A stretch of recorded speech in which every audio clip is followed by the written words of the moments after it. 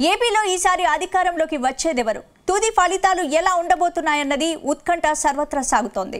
ఎవరికి వారు గెలుపుపై ధీమా వ్యక్తం చేస్తున్నా లోపల ఫలితాలపై నేతలు టెన్షన్ పడుతున్నారు.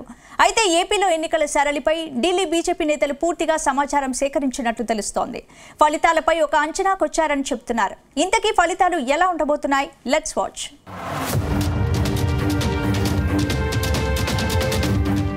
ఏపీలో 2024 ఎన్నికల ఫలితాలపై అందరిలోనూ ఆసక్తి నెలకొని ఉంది. మళ్లీ జగన్ గెలిచి అధికారం చేపడతారా? కూటమి విజయం సాధిస్తుందా అన్న ఉత్కంఠ నెలకొంది. తుది ఫలితాలు తెలియాలంటే జూన్ 4 వరకు ఆగాల్సిందే.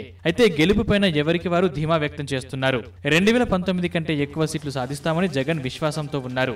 అటు గెలుపుపైన టీడీపీ కూటమి నేతలు నమ్మకంతో ఉన్నారు. ఇక కూటమిలో పార్టీలైన బీజేపీ, టీడీపీ, జనసేనకు వచ్చే సీట్లపైన అంచనాలు వెల్లడవుతున్నాయి. ఢిల్లీ బీజేపీ నేతలు ఏపీలో ఎన్నికల సరళిపై పూర్తి సమాచారం సేకరించారు. ఫలితాలపై ఒక అంచనాకు వచ్చినట్లు చెబుతున్నారు. ఏపీలో బీజేపీ 6 ఎంపీలు, 10 ఎమ్మెల్యే స్థానాల్లో పోటీ చేసింది. పోలింగ్ సరళి గురించి బీజేపీ నాయకత్వం క్షేత్రస్థాయి నుంచి సమాచారం సేకరించింది.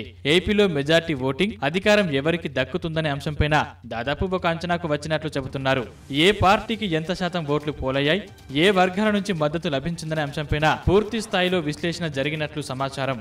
ఇక తమ పార్టీ అభ్యర్థులు పోటీ చేసిన ఎంపీ, ఎమ్మెల్యే స్థానాల్లో ఎక్కడ గెలుపు అవకాశాలు ఉన్నాయనే లెక్కలపైన బీజేపీ నాయకత్వం కసరత్తు చేసింది.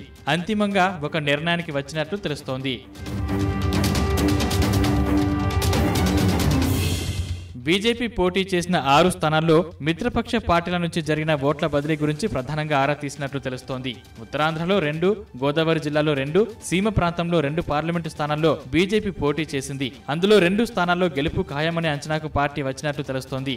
ఆ నియోజకవర్గాల్లో పోలింగ్ సరళి పూర్తిగా అనుకూలంగా జరిగిందని పార్టీ నేతలు విశ్లేషిస్తున్నారు. గోదావరి జిల్లాలో పార్టీ సీనియర్ నేతకు ఎంపీగా అవకాశం ఇచ్చిన నియోజకవర్గంలో అనూహ్య విజయం దక్కనుందనే చర్చ పార్టీలో జరుగుతోంది. ఆ పార్లమెంట్ నియోజకవర్గంలో భారీ స్థాయిలో క్రాస్ ఓటింగ్ జరిగినట్లు నిర్ధారణకు వచ్చారు.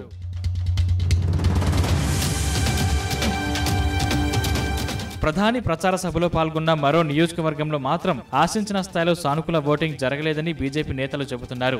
జగన్ అమలు చేసిన సామాజిక సమీకరణాలు కొంతమేర ఓటు బ్యాంకును దెబ్బతీశాయని భావిస్తున్నారు. అయినా బీజేపీకి సీట్లు ఖాయమనే అంచనాలు వ్యక్తమవుతున్నాయి. అసెంబ్లీ స్థానాల్లోనూ 4 నియోజకవర్గాలపైన ఆ పార్టీ నేతలు ఆశలు పెట్టుకున్నారు.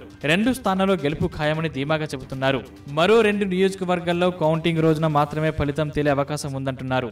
మొత్తానికి గట్టి స్థాయిలో పోటీ ఇవ్వగలిగామని కమలనాథులు భావిస్తున్నారు. దీంతో బీజేపీ నేతల అంచనాలు ఏ మేర నిజం అవుతాయనేది జూన్ 4న తేలనుంది.